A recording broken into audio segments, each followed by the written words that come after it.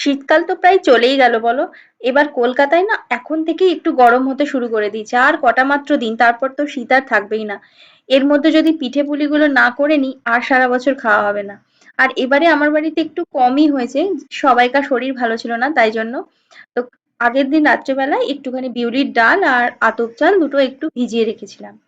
তো পরের দিন যেহেতু করব, আর আতপ চাল আর ডালের কোয়ান্টিটিটা না প্রায় আমি সমানই দিই। আচ্ছা, তোমরা বাড়িতে যখন বানাও তখন কোনটা বেশি কোনটা কম একটু দাও, সেটা আমাকে একটু জানাবে, তাহলে আমার একটু সুবিধা হয়। তো আর আমি ওর মধ্যে একটু সামান্য জল আর নুন দিয়ে ভালো করে ব্লেন্ড করে নিয়েছিলাম।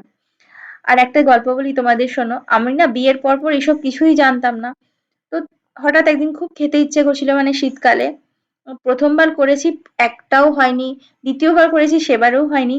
থার্ড টাইম যখন করেছিলাম, হয়তো কোয়ান্টিটি গুলো ঠিক পরিমাণ মানে হয়েছিল। তো খুব সুন্দরভাবে উঠেছিল, আর সেই থেকেই না একটা নেশা চেপে গেছিল এই সমস্ত জিনিসপত্র করার। তারপর থেকে আর কোনোদিন অসুবিধা হয়নি। তো যাই হোক, কোনো কিছু যদি মন থেকে চাও নিশ্চয়ই একটা না একটা টাইম সেটা পাওয়া যায়, এটা বোঝা যায় এই থেকে। তো আর আমরা এই সমস্ত জিনিসপত্র বাঁধাকপি আর নলেন গুড় এই দুটো দিয়ে খেতেই পছন্দ করি। তোমরা কে কি দিয়ে খেতে পছন্দ করো আমাকে কিন্তু অবশ্যই জানিও।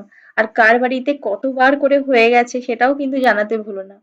তো চলো, আজকের ভিডিওটা তো এই পর্যন্তই। কেমন লাগলো ভিডিওটা জানিও, আর ভালো লাগলে প্লিজ একটা লাইক শেয়ার করে দিও।